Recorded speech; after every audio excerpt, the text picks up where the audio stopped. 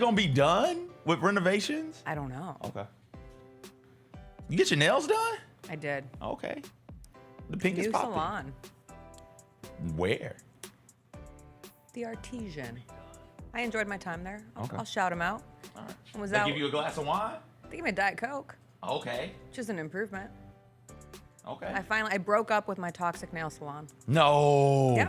And I won't call them out because a lot of people have really good experiences, but I've just had one too many bad times. Do you know how hard it is as a girl to break up with your toxic nail salon? Yes, because as a black man, it's hard Yeah. to break up with your barber. Yeah. Yeah. Chris's barber broke up with him. What do you mean? He's leaving the business. He just sent him a text, I'm not doing this anymore. Not to Chris specifically, but like I'm getting out of the business. And Chris like wrote him back and he hasn't heard from him. And we were just talking about this on the way out the door. It's a very weird thing. He's like, this has been my dude for how long? like 6 years. Oh no. He came to our house during COVID. To cut his hair? Yes. Oh no. So anyway, we've both had cosmetology breakups. Where's Mine he gonna felt go? powerful. He's gonna try a new spot. Okay. Supercuts? But he like couldn't get in until he's like devastated because this guy, he could text him on a Text him and be Monday like, and get "Hey, in on a can I Tuesday. come in?" And now he has a scheduled appointment next week, which was 2 weeks after he got That's the the text worst. from his dude. That's the worst. The best part really about tough. having your barber is being Yeah. able to be like, yo, my God, when are you free and available? I got this time. Come Yes. through. And you come in. He's like, yeah. Forget the line. You, come on. I will got you. never leave my hair girl. Okay. Like she could cut off my hair accidentally. And I'd be like, Oh. oh, it's okay. We've been together for so long. It's a valuable You relationship. say that, but if she cut off your hair, You're right. yeah. Well, she did make me cut my hair last year. It was Oh, that was a health thing, though. yeah. Yeah. See, I had to trust her. Yeah. And look at it. It's all luxurious It's back. now. Yeah. He's back. Were you on the golf course yesterday? I sure was. My freckles were popping. Turn up. They're a little demure today. The song was Who Runs the World, Girls, and you know Oh, it's going delete that. nowhere. Delete Who that. run the world? No. Girls. Who run the world? Girls. Ba, ba, ba, ba, ba, ba. What's up, everybody? It is Friday, July 25th. It is going to be a good day. Jessica Benson with you from the Grind City Media Studios in Memphis, Tennessee. CJ Hurt behind the glass coming up on today's show. A scandal in Memphis football. Great reporting from Sam Shoemaker over at On3. We'll get into that. It's extra interesting because AAC Media Days, I'm sorry, the American Media Days. It's gonna take a minute. The American Media Days are happening today in Charlotte. Commissioner spoke this morning. We'll get into all of that. Then we have a very guest-heavy schedule this Friday. Whitaker is going to join us. Hulk Hogan died yesterday. We'll talk about his legacy, some of the off-season storylines that are taking over the sports space. Teresa Walker has been at Titans training camp this week. We will catch up with her on Cam Ward and all the happenings over there in Nashville. We'll do a little Music Friday. Everybody thinks Taylor Swift and Travis Kelce are engaged. It's a Friday. You know what we say. Yesterday was the last Thursday without football for a very long time. I forgot to look at the dates. Preseason, baby. It's the preseason.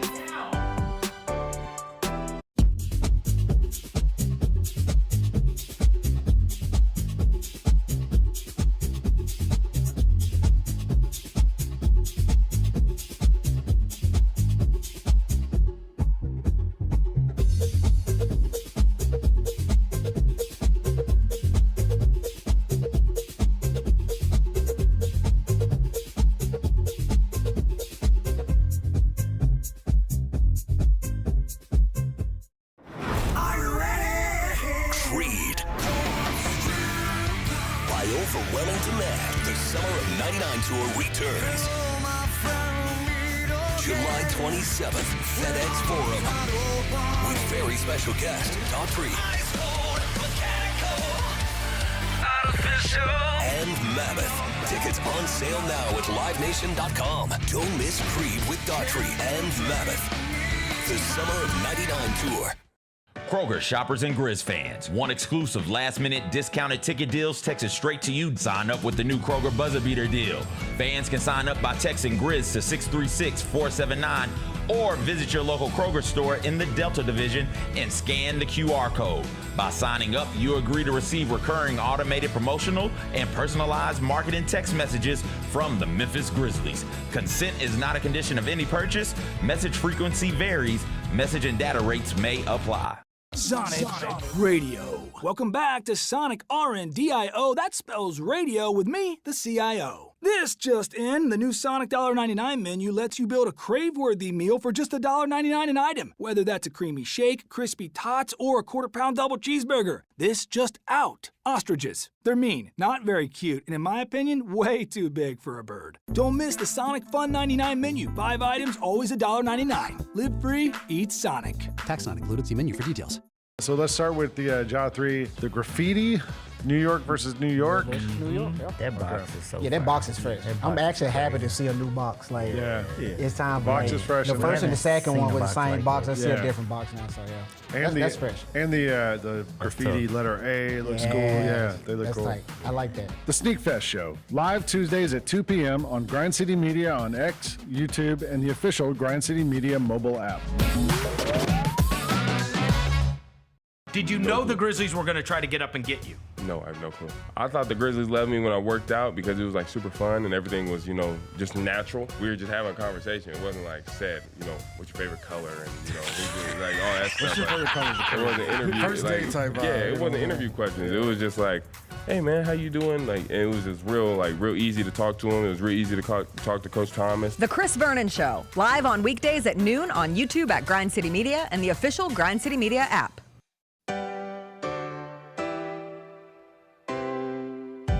Feels great to feel the sunshine. Gotta own the day like it's all mine. Just got paid in his own time. Been working hard, I've been on the grind. I deserve this feeling, having my way. I've been on this healing. This is my day. The sun's out, let's have a little fun now. I wanna let it all out. That's what it's all about. Cause I deserve this feeling, having my way. I deserve this healing. This is my day. Grind City Media presents The Jessica Benson Show with CJ Hurt. Live from the Grind City Media Studios on YouTube at Grind City Media and the official Grind City Media app.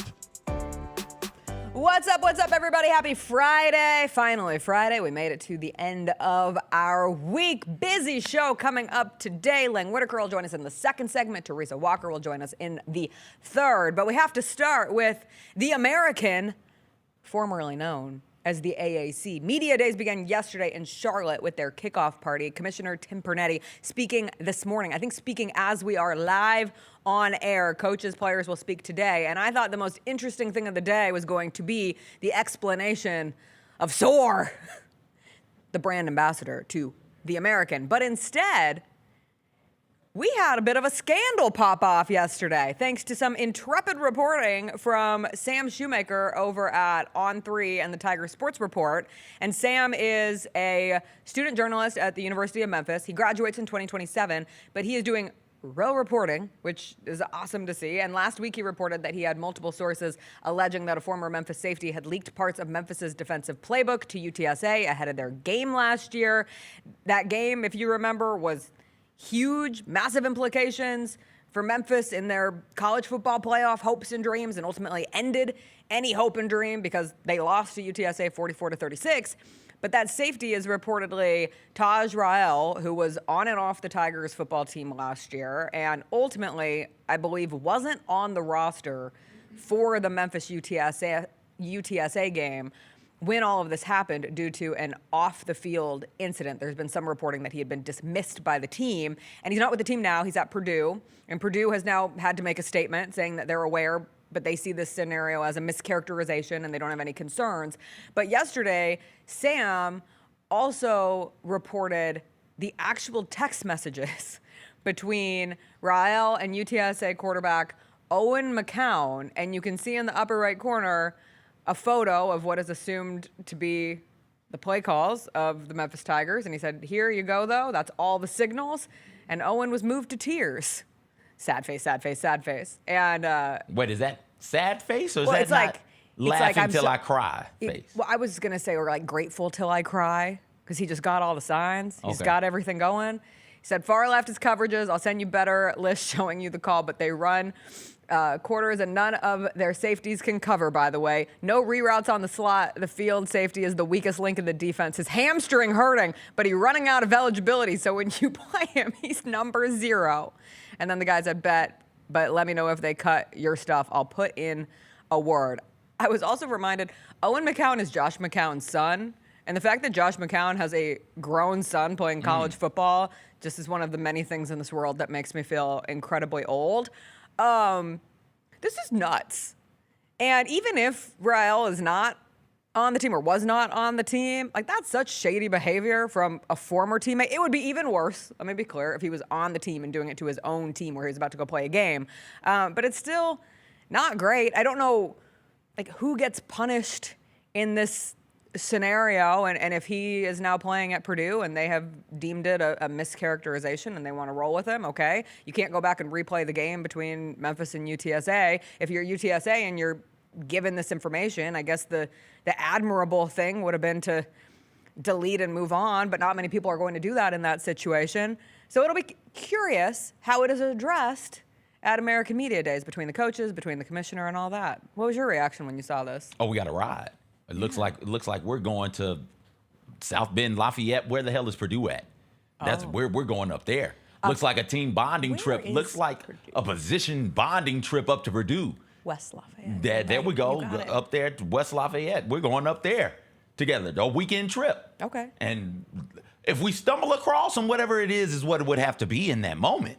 Because like we can't have this. This is not my other reaction was, hey, we got to kick somebody off the schedule to get Purdue on there, and we got to put a hit on this kid. We got to end careers over this. Like, what are you doing? We don't even know if he's playing at Purdue. Like, listen, you were a part of the Memphis defense. Here's the thing: the Memphis defense last year, if you remember, if Purdue's not willing to cut him, he's probably on special teams, and we'll find him on special teams and just go for the knees. Like that's absurd. That's ridiculous. That is cowardly, schmarmy. That is dweeby on a completely different level. That can't be going on. And that explains why he's cut. That is, we talk about character in sports, sometimes it gets overblown, but that is a direct reflection on his character.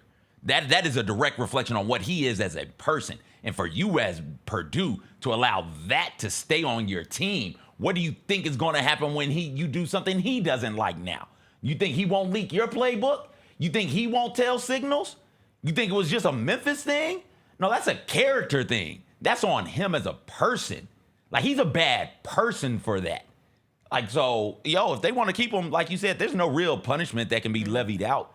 The game was played. Memphis lost. Memphis had opportunities in that game to win. I do believe they were up 14 points. Whether or not UTSA had the signals or not, you go up 14 points. You're Memphis, I don't want to say a much more talented team, but you're a more talented team than UTSA. You're supposed to win that game. And I think if you're the Memphis football program, that's how you got to look at it as, hey, we had our shots. We didn't win that game. Let's move on from that moment and from that game. But as a college football playing public, you can't have somebody like that on your roster. I'm curious to know why Purdue hasn't immediately said, hey, you know what? He can finish out his degree here, but he's no longer with the football team. That's somebody who you can't trust in your locker room. So much about football is, hey, can I trust the guy beside me? Can I trust the guy in front of me? Can I trust the guy behind me to do their job? And I don't know how anybody can trust this person in the locker room after this has come out.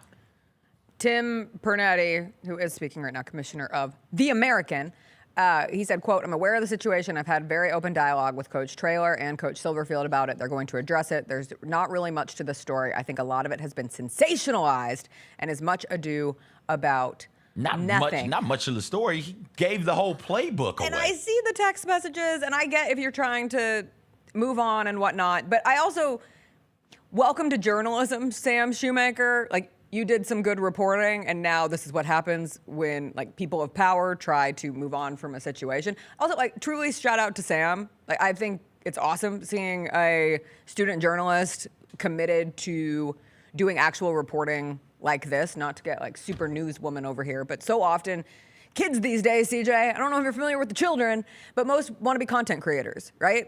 They want to get on TikTok or on YouTube and just spit takes, and to be completely fair to them, that is a more lucrative path moving forward in the media space than good old-fashioned, like, hard-nosed journalism. But I was really impressed that Sam Shoemaker committed to reporting on this. It's really hard to put yourself out there as a student journalist. It's more important than ever to have your sourcing down pat, to like feel confident in going through with the story. So I'll be very curious how this continues to play out. But as for Rael, even if he's at Purdue, have fun placing 18th in the Big Ten, buddy. That's where Purdue's predicted to finish. Oh. Number 18 of 18. Wah, wah. I forgot they hired Barry Odom. Oh, yeah. Yeah, I got Barry Odom from UNLV, and he performed miracles there. I think it'll take a little time in West Lafayette. I thought about going to West Lafayette this year. I'm trying to find a USC Big Ten game to go to. Oh. And that felt like a drivable, cheap experience because it's Purdue. Like it's gonna take a lot to go to. I just know they play at Purdue this year, but whenever they play at the Big House, like that would be a commitment. That would be expensive. Whenever they play at Ohio State, that will be a commitment. That will be expensive. Purdue felt like something I could just put together at the last minute and say, hey, car, do you want to drive to West Lafayette and go to a Purdue USC game this fall? I still might do it. You gonna take your car? Yeah, my car. Okay, you might want to rent a car for that, but I got you. Whatever Why? you do. Your You car's rent not a car? Yeah, your car's not. How far is that? If it's more than 8 hours, your car's not going to make that. My car makes those drives all the time. Yeah, that's what's wrong with your car now. That's There's why nothing wrong that's with my why car. your door Why are you doesn't lock all the way. CJ, I just got through my house problems. Please don't speak car problems onto my home. What are you talking about? Ever since I had the incident where my car broke down on the way to Knoxville and we got stranded on the side of the road and Chris made us get into a stranger's truck. See? And he had little weenies. He had what? He had little cans of weenies. Please be specific. That's what they're called. Don't say, I just watched the South Park episode. Don't say you got into a truck with a dude with little weenies. Giant cans of Hershey chocolate, I remember. Yeah, and then he said giant some of the cans? craziest things I've ever heard a human being say. And I said, okay, we're going to go back to our car now. Yeah, because y'all. His name was Chuck. Chuck the truck driver. He friended me on Facebook. Shout out to Chuck the truck driver. No, not shout out. guys- That is an you example guys of could men have- doing stupid things. Chris, I've always wanted to get in a truck. No way. Yes way. You guys could have been We Gary were trying and to chase D'Angelo. down. We were trying to chase down what we thought T-Dot? was a AAA or a T-Dot. We thought it was something in the distance that could help us with our car problems, and we didn't make that. And so we were like trekking on back, and this man pops out of his window. He goes, "Hey, I've seen you guys sitting behind me for the last couple hours. You This guys are is a welcome to semi-truck. come semi-truck. Yeah. You guys are welcome to come and hang out in my truck for a little bit." And I kid you not, Chris Luther's reaction. This is why I won't take his last name, because I cannot be connected to this incident. He goes, "Hell yeah, I've always wanted to see the inside of a truck." Foot is on the stair, up he goes. I'm like, we're gonna die. We're like 10 miles outside of Knoxville, Tennessee. And Chuck the truck driver is letting us into his truck. Yesterday we talked about the haunted house with the devil worshipers, yes. and you were like, "No, I think I would say something." Like you didn't say anything then. I'm supposed to trust my husband. Even in bad, even He wasn't even my husband then, he was my fiance. Yeah, you don't trust them at all. You probably wasn't my shouldn't trust your fiance. husband either, to be honest with you. When your spidey senses start tingling, you gotta listen to that, Jessica. You gotta be like, no, I'm fine. I'm gonna sit right here. I'm okay, thank you. You can't be hopping in strange men's truck. horrifying Then time. that semi truck ends up haunted now with you and Chris's ghost, and D'Angelo and Gary end up doing a story on that. That would have been wild. You could have talked to D'Angelo from beyond the grave. I think I remember posting a picture from inside the truck so that I was like, if we go missing, they will have my final spot that they can go back and figure it out. Anyway, I don't even know how we got there. Media Brennan, days are out of your control. Your car breaking down and why you need to rent a car. That was years ago. It was okay. So your car broke down years ago. Got fixed, paid a boatload Got of money, fixed, and it but was it's the still- city's fault. Let me be clear, Still- even though they wouldn't take responsibility Still for got it. mileage on it from like what's that? 4 additional years of mileage on it. I have a CRV. Those puppies are Okay. built to last. Okay. So My old Honda go ahead, CRV you do lasted. it. You do it. I'm driving to West Lafayette. Drive the 10 hours to West Lafayette. How far is West Lafayette from here? It's not. Is it 10? It's not that far. I think it's 10. Because I did look it up. 9.5. I'm It's gonna go 9.5. 720. Oh, it's only I 7? drove 720 to Florida last spring. You probably should have rented a car for that one also. Just Why you on got earth? all these Okay, if I'm daggum gonna do that, then I might as well take a dog-sitting plane. things. No, renting a car is way cheaper No, than it's taking not. Yes, it is. Not always. You have to Yes, get it is. gas. You have to rent the car. I don't Always know cheaper. about that. Always. Look, I'm telling you right now, you rent a car for a weekend, that's going to run you like $150, gas another $100, that's $250. To fly from this damn city, it'll run you $800. Because I don't think there's It'll a run you there's a $800. nonstop from Memphis to West Lafayette. No. Unless I can get the private jet of Tulane, because they're out here reminding Tell me what's everybody going on about this. that they have a private jet. So yesterday, UAB posted that they were on their way to American Media Days, and their helmet was in front of like an American Airlines sign, and they posted that, and then John Summerall, the Tulane football coach, quote tweeted it and posted their private jet flight and said, "First class." And normally I'd be like, this is weird. Why are you trying to make UAB look like a poverty program? But I do choose to believe that it's directly targeted at Trent Dilfer, and all American gang-ups on Trent Dilfer, I think, get a small pass. But I was like, what are we doing here? This is what we're going into American. I thought you were all built to rise together for now, if you're Memphis. Built to rise for now for the Memphis Tigers. But anyway, he was just trying to show that they have money. And I would guess that UAB also flew private. I don't think they're just hopping on a commercial American flight. Listen, I also don't care. I think so. You think they flew commercial? I think they flew commercial. How close are you to Zach Edey? How close am I to Zach Edey? Yeah, do you like Oh, because I could like find out if he could hook me up with tickets for the Purdue USC game. You could. That's not where that's where mind my brain went. You could. I was thinking you could carpool with him up there. He'll get you there in like 5.5. That was a good joke. I stole that from Harrison Freeland. Shout out Harrison in the chat. Done. It was a good setup. What car did he have again? Oh, Kia. SRV probably. No, he had a tiny ass car. That was the funniest part of that story. A Kia Sorento. Oh no. All right, we got to take a break. We'll come back. Lang Whitaker is going to join us on the other side. We'll talk to him. Hulk Hogan died yesterday at the age of 71. We'll get into that, the stories around the sports world. He's been hosting Gary's show all week. He's doing a lot of double duty on Grind City Media. We'll catch up with Lang after a quick break.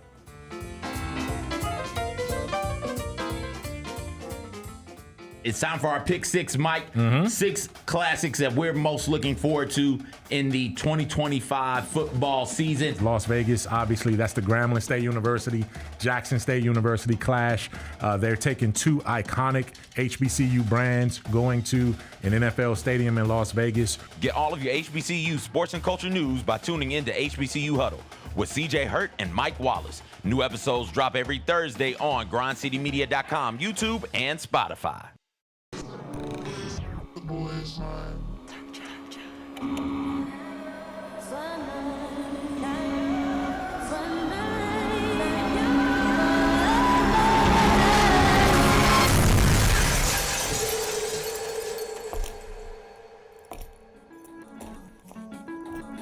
You ready? I've been ready. What are we waiting for?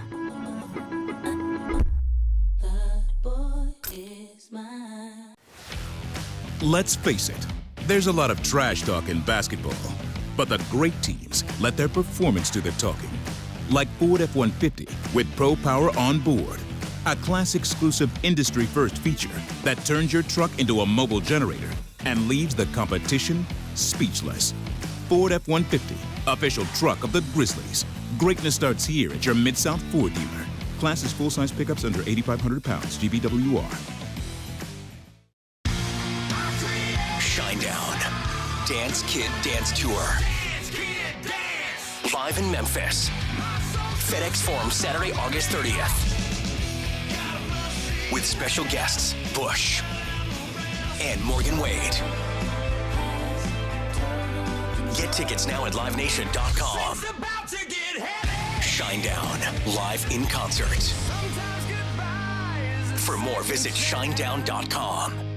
Coach Thorpe, to his credit, also taught me, like, just simplify your game. Like, it doesn't have to be difficult. You don't have to do all the up and under stuff. Like, he always talks about getting to the second box. My biggest thing is just do what I can to make the right play. It doesn't, if it ends up in a shot, it does. If it ends up in a pass to an assist, it does. Shooting 72% is credit to, I guess the work I put in and my coach is helping me. The Chris Vernon Show, live on weekdays at noon on YouTube at Grind City Media and the official Grind City Media app.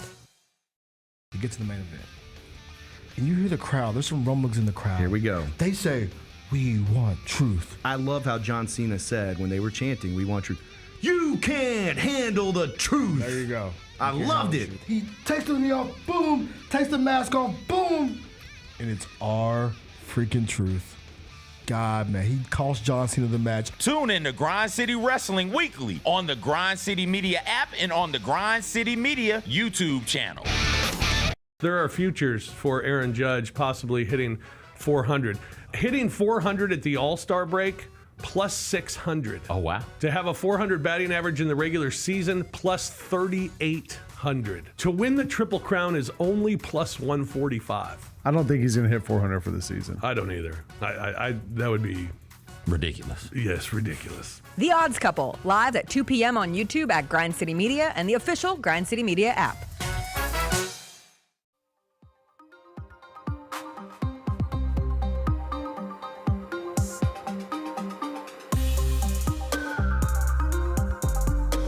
It is Friday. Hey! That means it's time for Lang Whitaker in studio. Lang Whitaker's in studio. How's it going? I'm good. I've been living in the studio all week. This is your studio now. It feels like it. How has it been? Hosting doing for Gary. A week of Gary. I mean, like this week is a tough week to host. Is it? Yeah.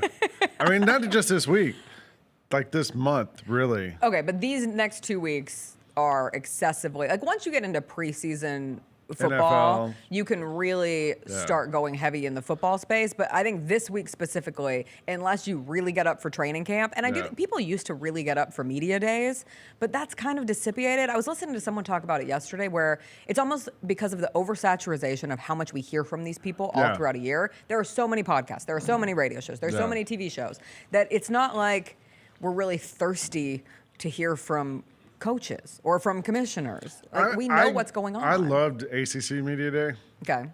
And Big Ten Media Day. Okay. There was a lot of there was a lot of random crap that came out of those two media days that we talked a lot about on Odds Couple and Gary Parrish Show. Happy for you. There was a lot of just weird stuff. Carson Beck's press conference was pretty odd in Miami, and Mario Cristobal, the Miami coach, said, "We're looking for the best version of Carson Beck." And I was like, well, that doesn't sound like much of an endorsement, right? Endorsement? No. The Ohio State, Ryan Day's press conference, they could have went out and got a quarterback in the transfer portal. Yeah. They didn't. It looks like Julian Saban's going to be their starter. The kid he was at it's at Alabama with Saban and then transferred. But there was a quote from Ryan Day where they asked him to break down the quarterback race, and it didn't really sound like an endorsement of any of those guys either. Yeah. Like I think the best part about Media Day, or the most fun part to me, is trying to read between the lines from what you hear from all these people. Curt Cignetti came out and blasted the SEC for their scheduling, and then you look at deeper into it, and all the SEC teams play way more outside Power 4 teams than Indiana has none in the next 5-10 years. Yeah, but Indiana plays 9 conference games, so they're playing the same number of Power 4 competition. Yeah, that extra game against Purdue is going to be real tough for Indiana. Okay, well, the extra game against Virginia would be tough for LSU, right? Just play, or extra game against Vanderbilt would be tough for LSU, or extra game against Kentucky would be tough for Alabama, or extra game against Mississippi State would be tough against because Georgia. Alabama has an extra game against Ohio State. Okay. Georgia has an extra game against Clemson. And Ohio State actually coming up. I mean, the SEC teams play way more better outside of the Power 4, outside of the conference teams. They're all, first off, some in the SEC do. Most of them. Not most. It's not most. Some do. Yeah, most of them. And then the funny rest thing of is the the ones who you're don't, only playing 8 conference games. The ones who don't, like Mississippi State. Game. Well, I still think the 8 conference games are harder than the 9 in the Big Ten. Oh, you're wrong. I don't know what to tell you about that. You got to play. You get to play Mississippi State, beat up on them. You get to beat up on Vanderbilt. You get to beat up on Kentucky. They're bad teams in all of these conferences. What are we talking about here, Lane? And this is the beauty of this time of season. You know what I'm excited about? And nobody has talked about this at all.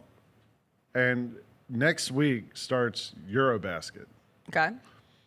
And it's all the European countries in the basketball tournament. Do you know who's playing in this thing? Giannis, Luka, Jokic, Şengün. The French team is like all those exciting young French guys from all the, Alex Sarr, Richache, all those guys. Santi's playing on the Spanish team. Okay. There's a ton of NBA players playing in this tournament, which makes it to me pretty interesting and worth watching. And like nobody's talking about it at all. I actually started reading about it yesterday because I hadn't really thought much about it. But now you see the list of NBA players playing in this thing, and like to be able to watch, Luka against Jokic and these matchups like that, like should be pretty good. I like Eurobasket in general, but I'm extra interested right now in the NBA, and meaning NBA players playing in Eurobasket, because it does seem like there's this real concentrated effort coming up of expanding globally. When it comes to the NBA, there was the report that it kind of was like in tandem with the expansion talk, and expansion always like usurps anything else because Seattle fans are sitting there in the desert so thirsty for the return of the Sonics, and it just keeps getting pushed and the Vegas component of it all. But within that was that idea that like the NBA is in talks with FIBA to try to create their own European league. And I do think it's just a representation of the domination of European players in the NBA right now. And of course, like international dollars are important. We were talking yesterday about the fact that the Tour de France is the third most watched sporting event in the world. And like here in America, we don't really care about it. We get so hyper-focused on what means something here. It's football, it's the Super Bowl, it's the NBA. But there is this whole other world out there. And if you can get a significant piece of that pie, that can like guarantee health of a league for not just the immediate future, but the long, long future. I was watching or listening to Bill Simmons and Zach Lowe's podcast this week, and they were talking about expansion and the European thing and all that. And they were talking about how, the NBA, that one of the issues was if you go to Europe and start a new league and you put a team in Madrid or you put a team in Paris, there's already teams there, right? So like, and some of the teams are connected to the soccer team. So like, Real Madrid has a basketball team. Barcelona has a basketball team that is part of the bigger organization. And that fandom is really strong. So, but at the same time, I was thinking about it like, would it be that hard to put, I don't know, the Memphis Grizzlies, the Madrid Grizzlies, right? Like that fandom is strong, but it's not as big as the soccer team fandom, right? Like it's compartmentalized in some ways because basketball's still not as popular as soccer will be in Europe, and probably may never be.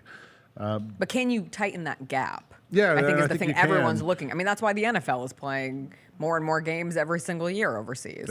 Yeah, and I think it makes sense to do it. There's a market that's there. I don't know if it means making a 3x3 league where you go player. We were talking the other day on Gary's show about the whole thing with the showboats folding up or whatever's how, who knows what happens. But and I was saying, like, to me it just feels like it's just spring football is the problem. Like spring football has never worked except for the USFL original one when they paid millions of dollars to all these college players to poach them coming out. But other than that, like it just doesn't. It's never worked ever. Yeah. And we were saying like maybe the way you do it is tie it to the NFL. So like you have the Atlanta Falcons spring team or whatever, and some of the younger players get to play. It's like the G League, or you make it like flag football, and you have a flag because flag football is going to be in the Olympics. Like that's starting to get popular. So in the spring you have flag footballs. Younger guys can play. Kirk Cousins can play. He doesn't have to run or do anything. Just stands in the pocket. We're paying that guy $100 million. If you're the Falcons, use him for something. But you have a spring league, but you still have the Atlanta Falcons against the New Orleans Saints, or you have the New York Giants against the Los Angeles Rams. Whatever. You have some sort of matchups that matter to fans. That's the hard part about starting a thing in Europe is if you start it from scratch, there's no built-in fan base, right? But you want to know what you should do? If you have the Paris Lakers. You have the brand. Yeah, I think people then are on board. You have to make a reality show. There's such an oversaturation, again, not to use that word twice, but there's so much content all the time everywhere. But I think of F1, and I didn't get into Drive to Survive, but I had friends that did who are completely disconnected with the sports world. And they, during COVID, got so into Netflix's Drive to Survive, the F1 show, that they became fans of F1. Do they and next still thing watch? I knew, yes. Randomly, they will get up at 3 a.m. Yeah. to watch a race on the other side of the world. And they are the ones who go and listen, I saw F1 too, so that movie kind of brought I saw its it own too. thing. But it's all marketing. It's all showbiz. Like that. The movie especially. Well, yes, the movie That thing was especially is unbelievable. all marketing. The first scene Brad Pitt puts on those giant Apple headphones. Did you know that I was he like, oh, drove come though? on. No, I read him. I heard him talking about I it read on the some GQ shows. article Yeah. and I was impressed, but also I'm like, oh, he's a psycho. Like he Yeah, wanted he's to, he definitely wanted, crazy. he wanted to do his Tom Cruise stint, Yeah. and he wanted to do his own stunts. And Apple was so concerned, they were like, we cannot let Brad Pitt die on this Yeah. movie. And there were times where he was given guardrails that he just blew through. He Yeah. was like, because I'm going to do this real. I'm an actor. Yeah. It's like, okay. I don't know how true that is, but yeah. Yeah, it becomes the Yeah, lore of yeah. everything. Again, marketing. Like, Yeah. but that's what you have to. If you find ancillary programming that drives, and it's not guaranteed, it has Right. to be good because there's a lot of baloney I mean, reality but television. everyone's sick of the NFL one, Hard Knocks. You know, Yeah. like I mean, that's good. But we have been watching Quarterback, which isn't a particularly sexy I don't wanna season watch of it. Quarterback. Well, Kirk yeah, Cousins. because you have to watch Kirk Yeah. Cousins. But we'll have it on, I guess, background when we work out, background when we Yeah. cook, and it's interesting enough. And you want to know what though? Not to I mean, not but to go you- exactly you against what already you just it's said. Background, like you're like it's like we just have But- it while we cook. What it has done Are in you a the Kirk weirdest Cousins of fan now? way. Yeah. I'm sorry. I cheer for him. It's so strange because there's a corniness to him. There's familial ties that I don't particularly ride with, but I watch him on that show, and there's something very endearing about Kirk Did he Cousins, talk and about I how find he- myself rooting for how him. he said he was healthy when he signed with the Falcons, and he showed up and he wasn't healthy? It's more about. Did you know that he had this arm injury last year, the Yeah. shoulder elbow thing? No, well, that's the thing. He No lied one about knew. it to everybody all season, and then was Well, playing. it And happened then he's like, week "Oh, it well, happened week 10. Yeah, all of a sudden, oh man, my arm hurts, and everybody's like, "Great!" So then Michael Penix gets to play. Anyway, I'll be interested to see what I saw happens with him. I saw the clip what of his happens with all wife this. talking. Well, I'm waiting for some like I yesterday. don't love his wife. When I saw Justin Fields got hurt, I was like, yes, Yes. because you need somebody to get hurt so you can trade. Okay, how Kirk did we go Cousins. from Justin Fields maybe tore his Achilles I to know. Justin Fields stubbed his believe me, toe? we had it like at the top of the rundown on the Gary Parrish show yesterday, and then as the show starts, like, oh no, he's not hurt. Well, we and were then trying- Hulk Hogan died during the show, and we were that like, oh, we have happened during something the to talk show? about. Yeah. So what's Hulk Hogan's legacy to you? It's complicated, messy, and weird. And Okay. I mean, the racism part's kind of impossible to miss.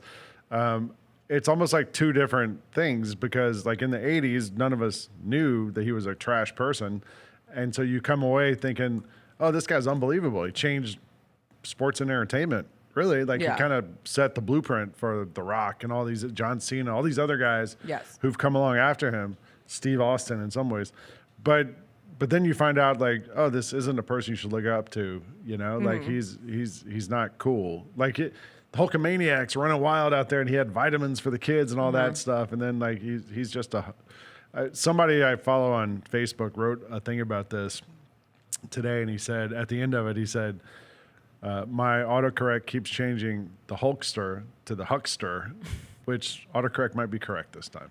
It's always a weird thing because he's the character Yeah. that he was, and then he's a man, and he's an incredibly flawed man. And like I was a big Gawker reader. There was a writer, Katie Bakes. I think Yeah. Katie Baker. I used to She love still her writes for The stuff. Ringer. I know, Yeah. but when she was at Gawker, that's like when I first discovered her, and Yeah. she had a great like weekly column there. And when Gawker went away, I was so mad at Hulk Hogan because it's not like he's the primary reason Gawker went away because Well, it's for those also of you who don't AJ's know, fault. they posted his sex tape, Yeah. and he was able to successfully sue them for defamation. Like they declared that there wasn't any real news value in Yeah. that sex tape, but that is also the tape where he is caught on camera Yeah. saying Wasn't the there another one N-word, too, though? saying some wildly racist stuff. Yeah, there's another like phone call with his son or daughter that got Yes. recorded too. Like, Yeah. I mean, it's not like a one-time thing. I No. don't think. Yeah.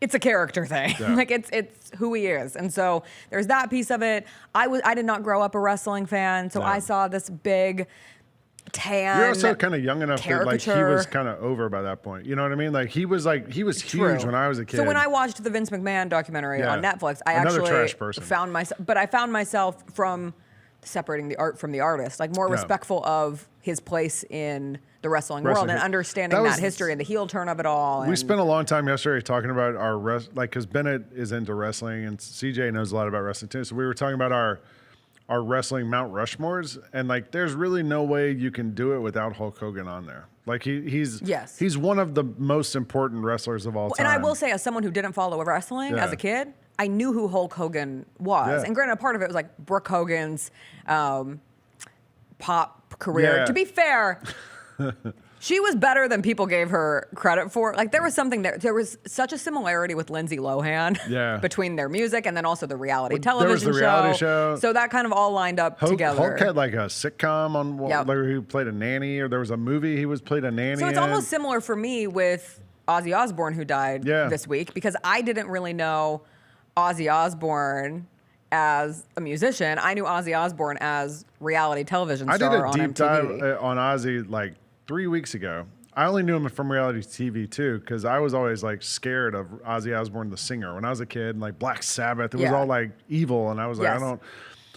It was very like perceived as this man is a devil worshiper, and if you went to any youth group as a kid, it was like, get rid of this. So he did that farewell concert like 3 weeks ago or whatever on 4th of July weekend, and I went on a deep dive and started reading all about Black Sabbath. Okay.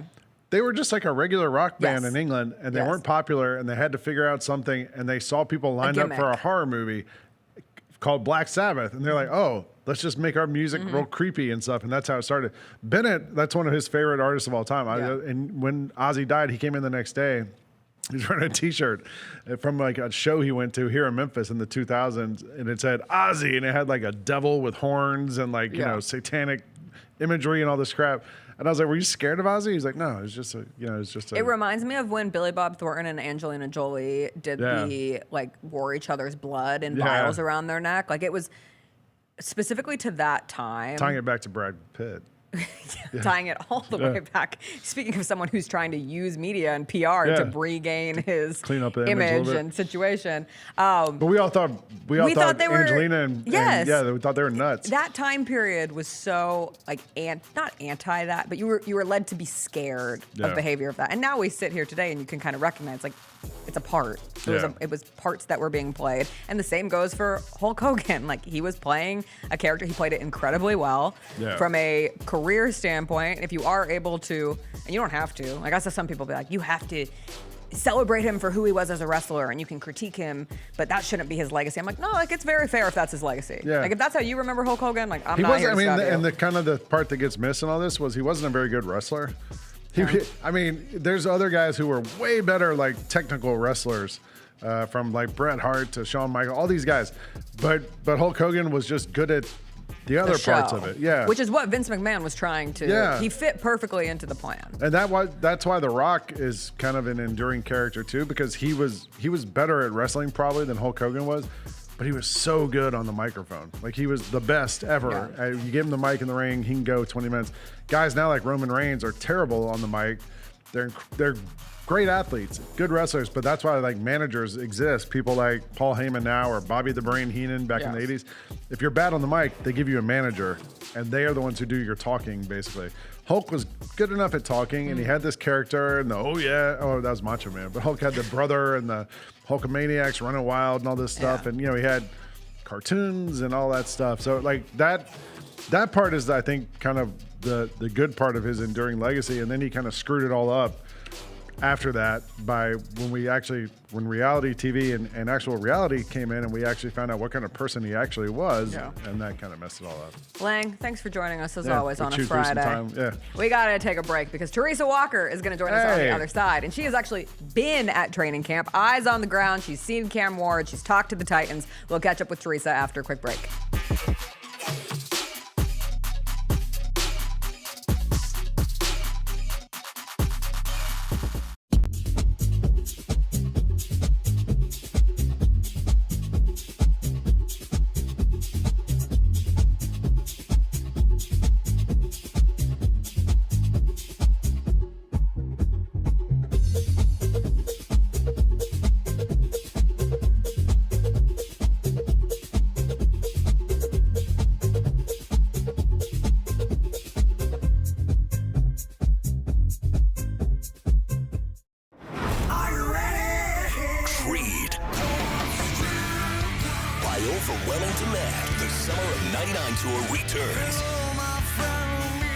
July 27th FedEx Forum with very special guest Daughtry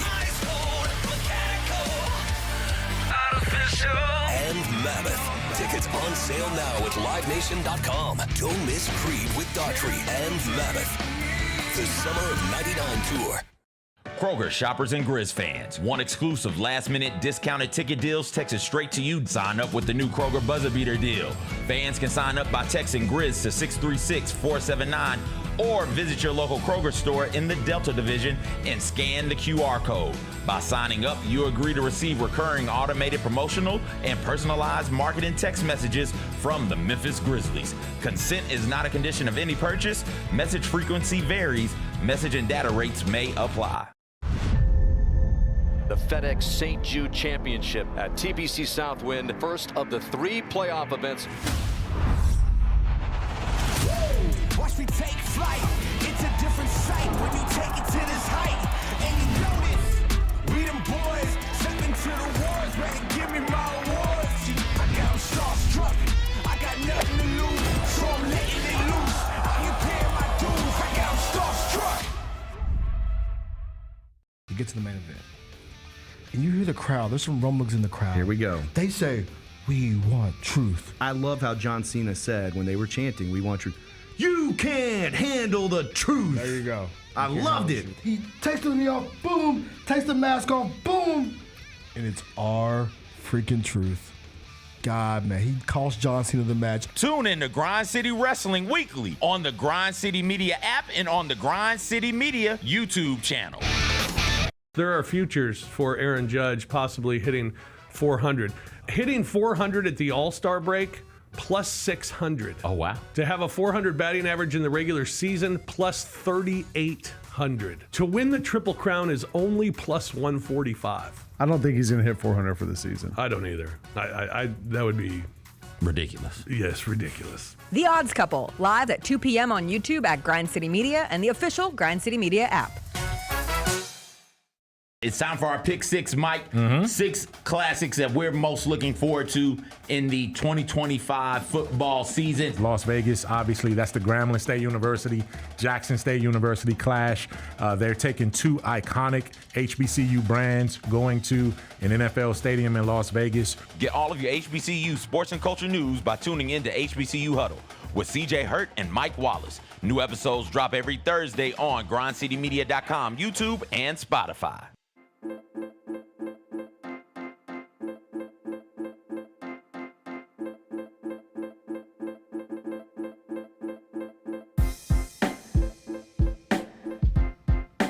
Welcome back. It is a special Friday because we get to catch up with Teresa Walker of the Associated Press on a Friday instead of a Thursday, because on Thursday she was at Titans training camp. She is a busy woman. She joins us now. Teresa, you're looking tan.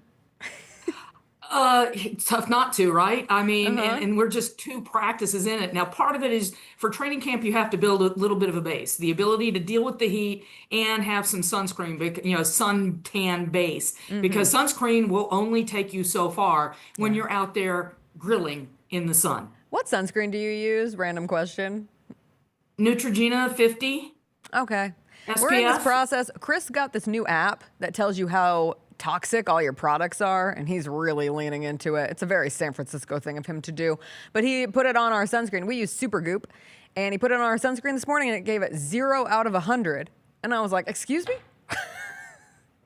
I think I read one of those breakdowns on how good or bad last year, and I thought Neutrogena was one of the better ones. I'll give it a look.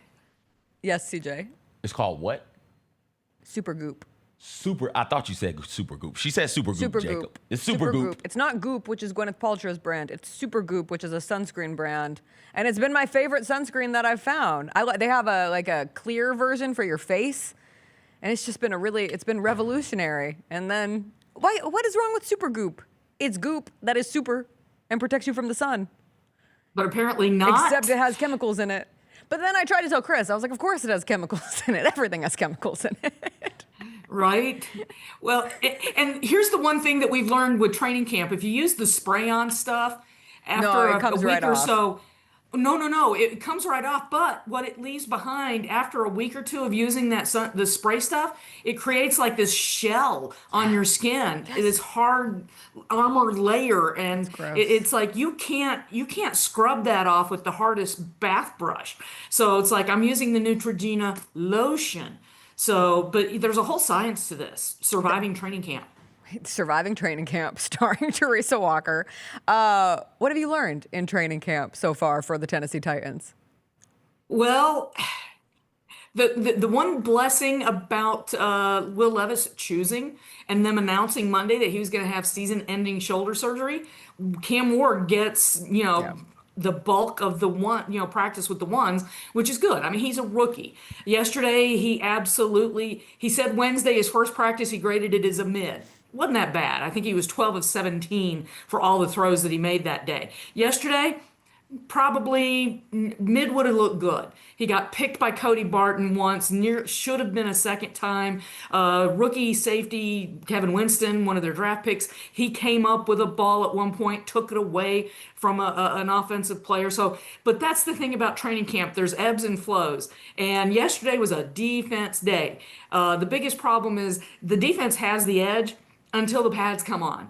And at that point, then the offense starts feeling themselves and they can start pushing back, and you can do stuff with manhandling and such, but it really helps to get get in the pads and let those big boys in the trenches push. I saw one of his teammates talked about Cam Ward's ability to just flush it and move on. Amnesia.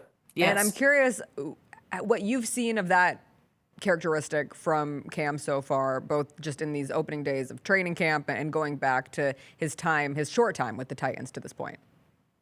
Well, that's the thing. I mean, he's always talking. As soon as a play's over, he goes to that player and talks. Cody Barton talked about that. He had seen that play the day before. So he knew that Cam Ward expected him to just sit in his spot. Instead, he jumped the route. Well, Cam Ward, the rookie, he before he flushes it away, he goes and talks to the receiver to make sure, what did you see? What do we need to do? What do we need to do differently? How are we making this better the next time we rep this play? And then it's on to the next. And Brian Callahan talked back in June about how there's times that Cam Ward is talking and he's trying to call the next play, and the rookie's still talking. So he's got an unusual ability to multitask all at the same time. And then suddenly, when it's time to walk back up to the center and get the snap, boom, on to the next. And we talk about how cornerbacks absolutely have to have that mentality. So do quarterbacks.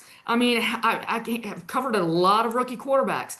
And for anybody who makes a mistake, if you're a perfectionist whatsoever, and to play in the NFL, guess what? You got to be a bit OCD because you want to be better the next rep, no matter what position you play. And this young man seems to be doing that. And on a day where he did not have a great practice, he had a turnover, should have been another one. He comes back late in the practice, throws a deep ball, and it was kind of on a scramble play where he's running around and he's doing and Calvin Ridley, sees him and he's going deep in triple coverage. He goes up, high points the ball, gets both hands on it.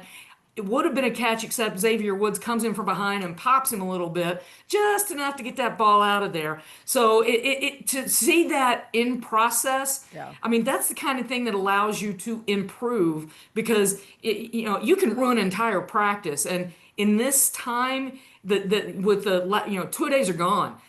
So those reps are crucial. They're almost like multiplied to the power of 4 or 5. That's how important they are. So to be able to flush it, amnesia, move on, means that he's able to focus on trying to get better in that practice, not the next day. OCD for quarterbacks is such a perfect way to put it. And God, it's the summer because I've talked way too much about this very mid quarterback show on Netflix. It's not as good as the number of times that I've brought it up. But my husband and I were talking while we watched it just about the personality traits of a quarterback. And this goes back to the previous season with Patrick Mahomes, one of the greatest in the game right now.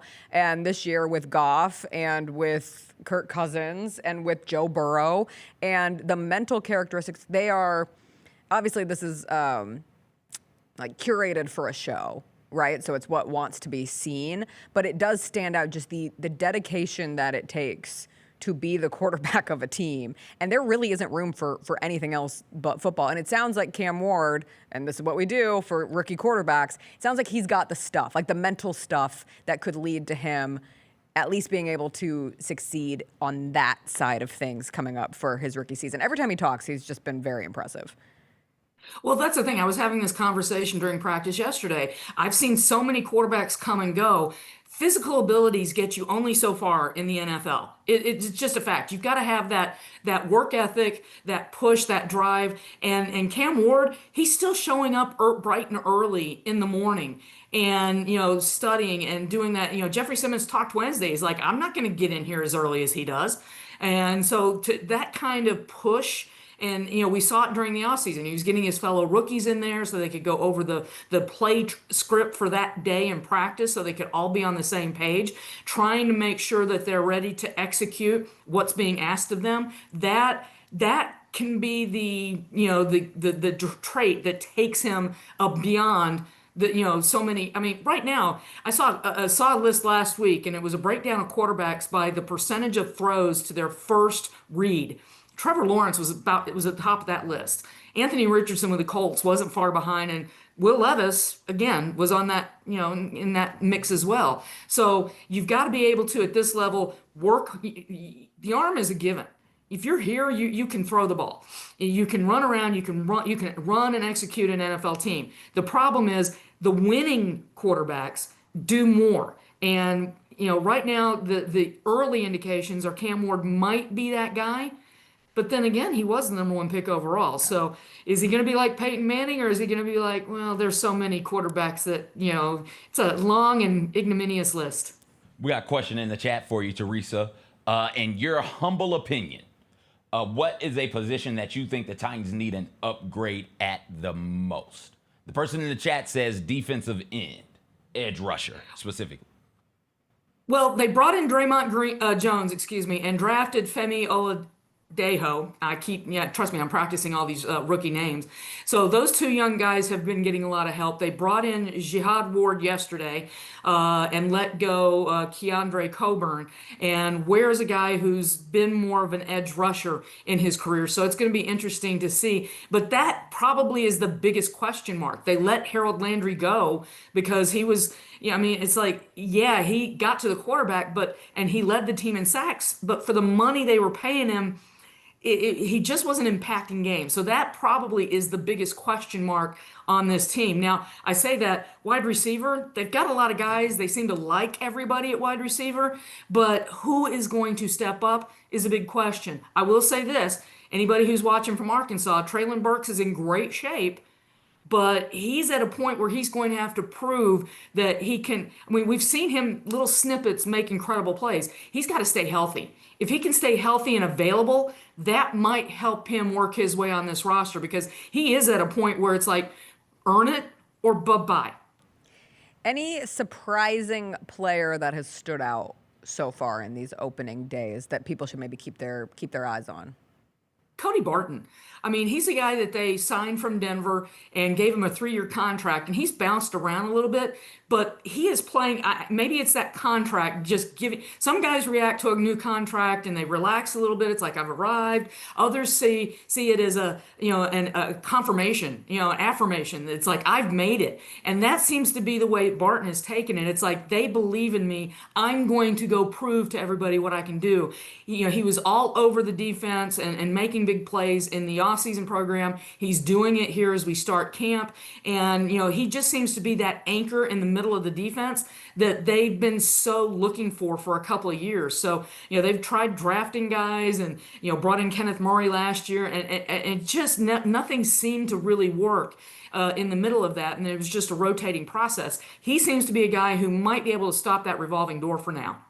Before we let you go, our chat question of the day is, what NFL training camp storyline are you most interested this season outside of the Titans? Teresa, would it be Browns quarterback situation, the Cincinnati Bengals holdouts, J.J. McCarthy's fit with the Vikings, or Micah Parsons, Terry McLaurin deals? Ooh, that's a good one. I think I'm going to lean toward the Bengals situation because that's almost self-inflicted. They should have, could have gotten a deal done with Trey Hendrickson early in this offseason. The Titans made sure, for all the things that Rand Carthon has been criticized with, he got a deal with Jeffrey Simmons done early in the offseason and kept it from, hiking up into a holdout situation or more money spent. Cincinnati could have done this far sooner. And this determination that we're going to have this clause in the contract for our first round pick or else, you got to be careful with how you work that, because even though the owner is saying we're going to stick with this, you've got some guys at that position, but will they be able to help you like that first rounder? There's a reason you drafted him in the first round, and missed time in the training camp hurts everybody, particularly the player. Teresa, when we catch up with you next week, it'll be a game day. Not for the Titans. They don't play till next Saturday. But we get NFL preseason. I know. And next week, colleges are going to start practice as well. So it's football season all around. It's football season. CJ and I were talking before the show. I think NFL preseason matters more than NBA Summer League. Like, if I'm ranking my not quite there sports things that I can talk myself into caring about, the NFL preseason, at least, I'm not saying we're not talking about the preseason like it's the season, but for one, fantasy football purposes, it's always important. And two, there are interesting things to be figured out in an NFL preseason. Players have easily cost themselves jobs in the preseason. So the preseason games do matter. There's only 3 now, right? So instead of 4, there's just 3. Those snaps absolutely matter because that's tape that is going out to everybody across the league. I would almost argue that the joint practices matter more because while they're not tackling, they are going hard. And the Titans have got 3 of those this preseason. August 6th, they head down to Tampa for 1 against the Bucs, and then they do 2 against Atlanta the week after that. Those are, I almost argue that those are more crucial. But again, play time on tape. If you're not here, you're somewhere else if you play well. Teresa, we'll catch up with you next week. Thanks for joining us. Consensual heart hands always. That is Teresa Walker. You can find all of her latest up at the Associated Press. We will take a quick break. We will come back on the other side. CJ, did you have anything you wanted to say about Hulk Hogan?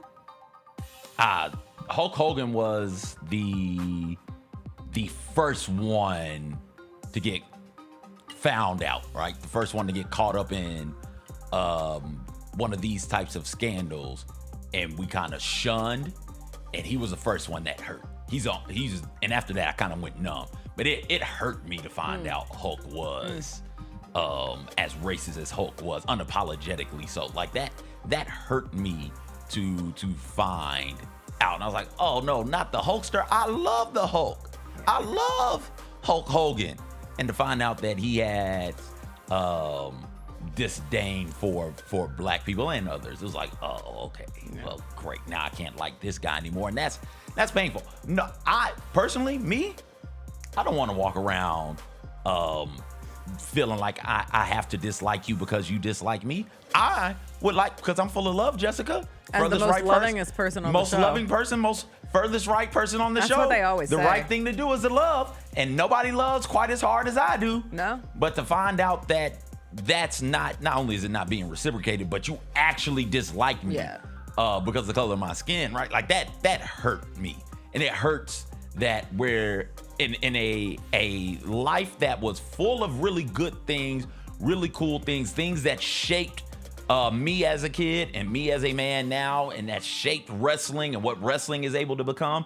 And a life that includes all of those really good things, it hurts to have to talk about the other side of that. But you have to talk about the other side of that. And so, like I said, it hurt me when I found out, like, oh, Hulk is what Hulk Hogan is.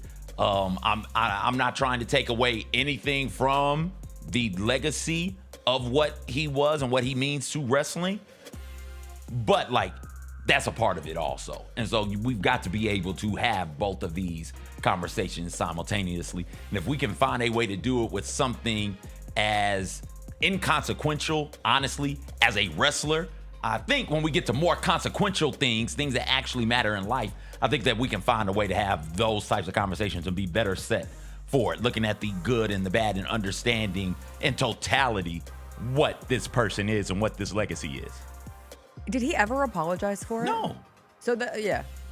Like, I think when you get into, like, what it means for people and outside of a super celebrity, there's also a conversation to be had. Like, if there's some sort of...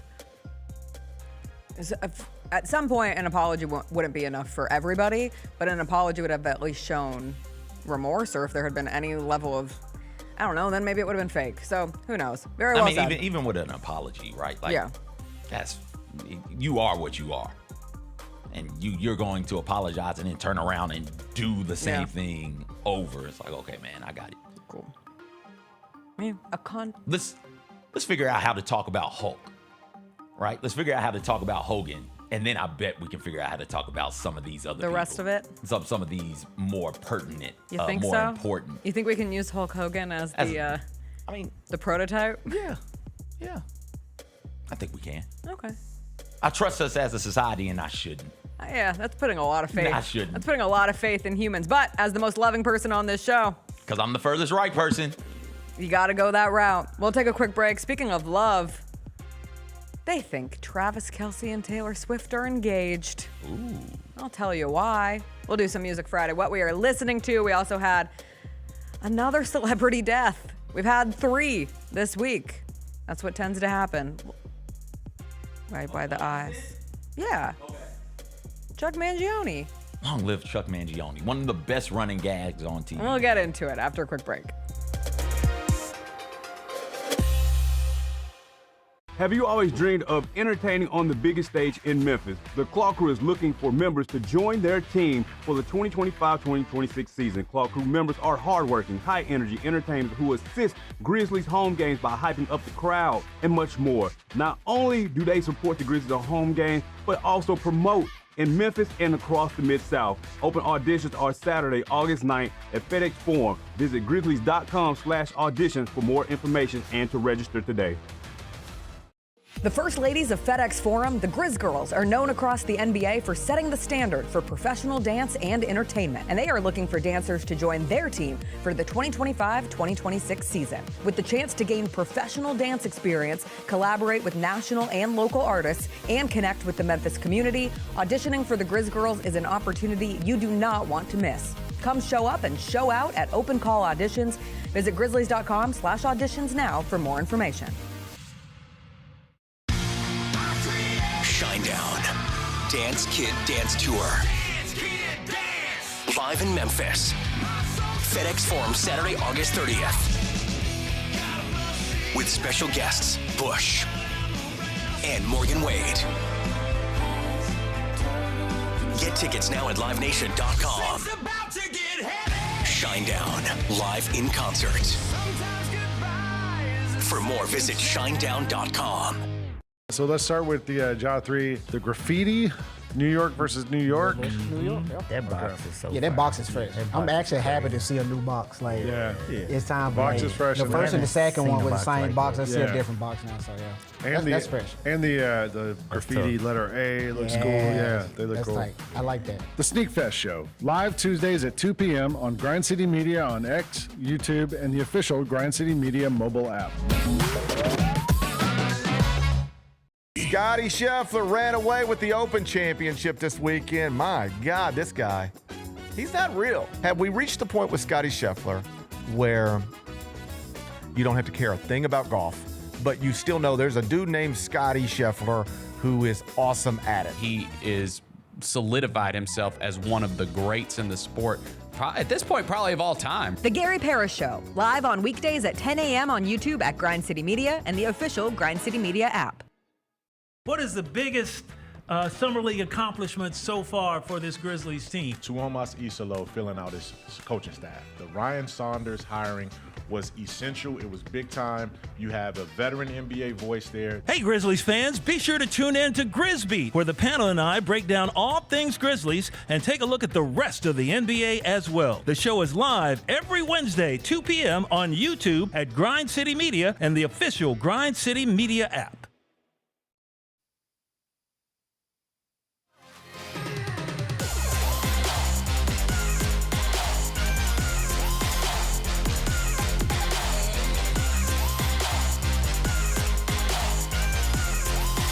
Welcome back, welcome back. Hey, if you're looking for something to do in Memphis this weekend, head on out to the Sneak Fest Sneaker Expo. It is happening tomorrow from 1 to 6 at the Agri Center. All of the guys from Sneak Fest will be there. It should be a fun event. So if you're looking for something to do, get out of the heat, you can go buy, sell, trade some sneakers at Sneak Fest. They always put on an awesome program. So would expect nothing less for this one. Let's do a little Music Friday. We'll start with, I should have said we had 4 deaths this week because Malcolm Jamal Warner was this week. As well. What happened to the 3s? Does that mean we've reset?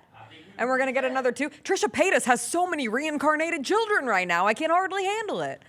I saw somebody post, like, imagine being a totally normal person with a job who is not on the internet and having to hear about the Trisha Paytas reincarnation theory. And I was like, oh, that's me trying to spread the good word. But anyway, Chuck Mangione, Grammy-winning jazz bandleader and musician, died yesterday at the age of 84, according to a post on his official website. R.I.P. Yeah, had a top 5 single, I think late 70s, early 80s. I come in contact with Chuck Mangione because I watched King of the Hill, and for the longest time, I thought that was a character they just made up, but no, it's actually he's real. Chuck Mangione in one of the greatest bits in show history, where just every now and then, for no real reason, he just pops up in episodes of King of the Hill across seasons. And so there's the one where the season finale when they kill Buckley. Spoiler alert, there's the one where they find out Chuck Mangione is living in the Megalomart. Spoiler alert, there is every now, I forget what the name, how am I blanking on the name of the song that Feels so good. It would just randomly be played on King of the Hill. Not really sure why, not really sure what purpose it served, but they would do that just because it was a part of the gag, part of the joke. So that's how I know Chuck Mangione. But hey, jazz lost a true legend in Mangione. I can't imagine that there have been very many jazz songs in the past 30 years, 40 years that have placed in the top 5 on the Billboard charts. And Chuck Mangione was able to do that, showcasing his talent. So I was R.I.P. Chuck. Reading his obituary yesterday, and they were talking about how when he was in high school, he played with Dizzy Gillespie and Miles Davis, which is crazy. Like, when people start dying who you grew up with, and I remember learning about Dizzy Gillespie and Miles Davis when I was in elementary school music class in our jazz category or our jazz curriculum. And for someone to have been able to play with them in high school, be influenced by them, and then take that into the next level. And like you're saying, like, we don't have a ton of jazz. We have a lot of jazz music being made. I'm not trying to disrespect the genre of jazz, but it is not of popularity as it was in those early times. And so you don't have these like revolutionary, like massive names attached to the genre. So the next level of I think Mangione specifically played the flugelhorn, which is also a tremendous name of an instrument. Like, the flugelhorn just sounds like a cartoon, but in the coolest of ways. But you won't have somebody to learn from those greats. And maybe there's someone out there who played with Mangione when they were in high school, and that'll continue it onward. But I was just thinking about like jazz yesterday, and it's just such an interesting genre that had such a important place in the evolution of music. And yet we don't have jazz anymore. Like, we almost joke about jazz when it's in elevators. We have jazz. Yes. I listen to jazz when I'm working, right? Because I want to hear just something easy to drown out the noise going on around me, and I don't want to hear any words. So I will play jazz. There's some really cool jazz musicians out there right now. Boney James is one that Jarvis, shout out Jarvo, he introduced me to in like 2015. It's like, oh yeah, I love me some Boney James. But it's just not popular. It's here. Yes. It's around. Well, it's just not popular. My dad and his wife went to some jazz performer, like went to New York to see a jazz performer play in a jazz club. And I remember he like spoke incredibly glowing about it. And now I can't remember what the person's name was, but I'm sure they were great. When we went 2018 honeymoon, we stopped off in New Orleans. And like, what's the point of being in New Orleans if you don't go to a jazz performance? And so we went to a jazz club and listened to some jazz. But jazz has gone the same way of the blues in that it's been incorporated so heavily in these other genres, specifically hip hop, rap, and R&B, which is not really around or at I think we can all agree it's not what it was in the 80s and the 90s. Jazz, funk as well. Jazz has found its way into these different genres, and that's how jazz remains relevant. Same thing with the blues. That's how the blues remain relevant and alive. But we do have uniquely jazz artists out there making good music. It's just not popular. I think with the emergence, I think what ends up happening, just thinking about it out loud, sophomore thought hadn't really been developed. Jazz and blues gets popular and is fine until about the late 70s, early 80s. And then what takes over then, we get hip hop, rap. And then it's like, so I think jazz and blues become an evolution of, or not evolution, but the evolution of jazz and blues ends up becoming hip hop, rap, and a certain type of R&B. And that's what's happened to it. I would actually say it starts happening the early 70s. It starts transitioning to funk, Motown, and that. My American Roots music had a chapter on this evolution of sorts, but and then it eventually mid 80s, 90s transforms into R&B, hip hop, rap as we know it. But if you do have interest in an old jazz album that became new again this year, they remastered Ella Fitzgerald live at the Coliseum, and I went I think it came out a couple months ago, but I would listen to it while I was folding laundry, and it was an excellent just have on and like reminisce as if I was there when Ella Fitzgerald was playing at the Oakland Coliseum. But like, she was amazing. Like, it just, there's a vintageness that comes with listening to those old performers where you can just respect like who they were in the time and how revolutionary someone like an Ella Fitzgerald was. And also it's great music. So if you're interested, I enjoyed listening to that. Music news. That's what we're doing on this Music Friday. Yeah. Taylor Swift and Travis Kelce might be engaged. What makes you say that? Oh, CJ. Travis Kelce posted pictures of Taylor Swift on his Instagram grid in a carousel for the first time ever. They are Instagram official. In case you had any questions that they were together, this is the picture that is really leading people to think that perhaps they might be engaged. Because if you were to zoom in on the phone that is sitting on this table. Jacob, enhance. If you were to zoom in on this phone, you can see the lock screen is a photo. And what does it look like Taylor Swift is doing in the photo on that lock screen? Fanning herself? She's either fanning herself, doing the single ladies dance, or she's showing off an engagement ring. Jacob, enhance that one is more the time. prototype of I'm showing off an engagement ring. And Travis is there in the background. Now, what if she's just wearing his Super Bowl ring? Like, I'm a rational thinker, right? What if she's just Wouldn't that be fatter? That would be fatter, and we would notice it more. You would think so. What if it accidentally got turned around? I'm trying to, Jacob, get back in there and be a critical thinker here. Let's look in the third quadrant. The third quad. The third quad. Oh, we're talking quads? Well, not those quads. We're talking quads? We're talking quadrants of the picture. Okay. All right, can you shift upward? Shift up. Shift upward. Shift up. Shift down. Okay, there we go. Yeah, right I there. want to be clear. This I don't see anything. is not moving me. This is not moving me. Okay. You want to know what's moving me? Okay, what? Jacob, fire up the picture of them in the hats. Jacob, go to the pictures. Give me the picture of them in the hats, please. All right, this picture Enhance, Jacob. makes me think that Killa Trav and Taylor Swift are engaged. You don't have to enhance it. You could zoom in on the hats. That's fine too. To me, this picture of them in these little nautical hats, and his says captain and hers says first mate. This looks like an engagement party Enhance photo. on the hat, Jacob. I have been to so many engagement parties or seen so many photographs of engagement parties of people close to my age, and this feels like an engagement party. Captain, first mate, they're dressed all in white. It's the first picture on the carousel. It also could all be a giant joke because I am convinced Taylor Swift, she doesn't get a lot of power. She's a very powerful person, but it has to feel rather powerless sometimes being at the the hands of paparazzi and media and theorizing, and I think she likes to play with them. I think she likes to do these like little things that make people think that something is happening. So perhaps it's all that. Maybe they're married. Maybe that's a wedding photo. I don't know. Here they are playing in the snow. They're adorable. I love that this ended up being real. I, admittedly, was a hater. I won't rewrite history. I thought it was a PR stunt. And now I see love, and I can't wait for them to be engaged, married, whatever it is.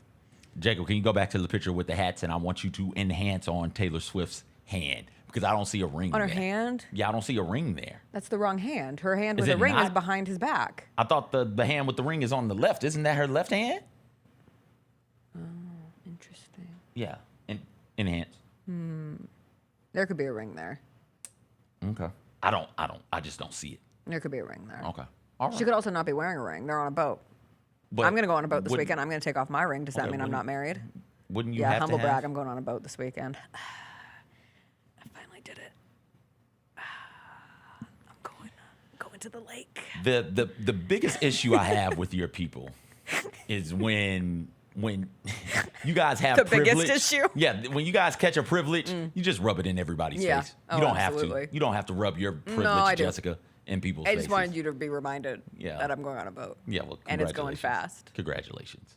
I'm on a boat and It's going fast, and I got a nautical theme, Fastina Afghan. I'm on the top of the world on a boat like Leo. If you're on the shore, then you sure not Mio. I just want to get to that point. Sure not Mio.